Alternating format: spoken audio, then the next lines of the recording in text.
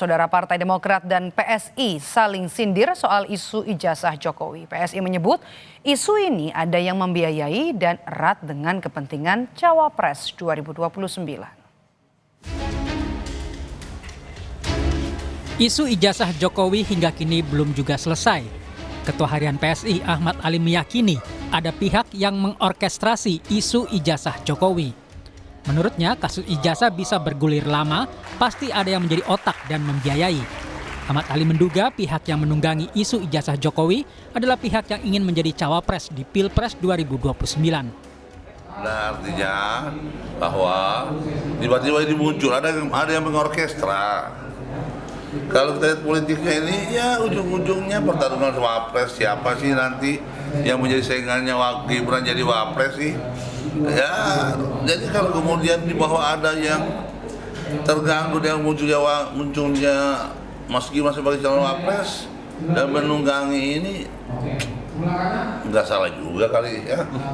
Seperti Pak Prabowo bilang, ini ada nih yang mengotaki nih, ada yang membiayai, dan masa iya ada satu isu begitu panjangnya, ya kan? Pernyataan Ketua Harian PSI Ahmad Ali tadi disampaikan sebagai respon terhadap pernyataan anggota DPR RI dari fraksi Demokrat, Benika Harman, yang menyinggung soal ijazah palsu dalam rapat kerja balik DPR dengan Kemendikdasmen dan Kementerian Agama. Demokrat dinilai tengah ikut menyudutkan Presiden ke-7 RI Jokowi yang memang juga sedang berkutat dengan isu ijazah palsu. Anggota Majelis Tinggi Partai Demokrat Syarif Hasan mengatakan Beni sebagai wakil rakyat berusaha menjawab isu yang beredar di masyarakat dan memberi sudut pandangnya. Sebagai kader Partai Demokrat yang berada di legislatif, apa yang disampaikan itu merupakan fungsi dan tanggung jawab sebagai seorang anggota DPR yang tentunya dari fraksi Partai Demokrat. Secara tidak langsung bukan Pak Jokowi, tetapi itulah apa yang disampaikan itu yang dilakukan oleh Pak Asrul Sani itu merupakan contoh apabila terjadi diskursus di masyarakat, dan itu adalah merupakan hal yang terbaik untuk dilakukan. Direktur Eksekutif Trias Politika Strategis Agung Baskoro menyebut tidak bisa dibantah isu ijazah Jokowi dekat dengan Partai Demokrat. Menurutnya sejumlah pihak yang berada di kubu penggugat ijazah Jokowi pun memiliki latar Demokrat.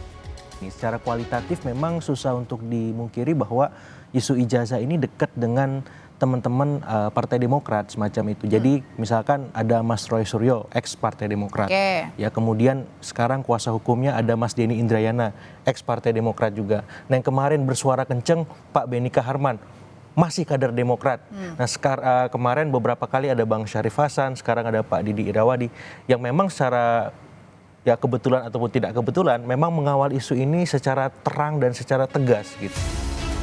Dalam kasus pencemaran nama baik terkait ijazah Jokowi, polisi sudah menetapkan 8 tersangka, termasuk Roy Suryo. Polisi juga sudah mencekal Roy Suryo CS. Tim Liputan Kompas TV.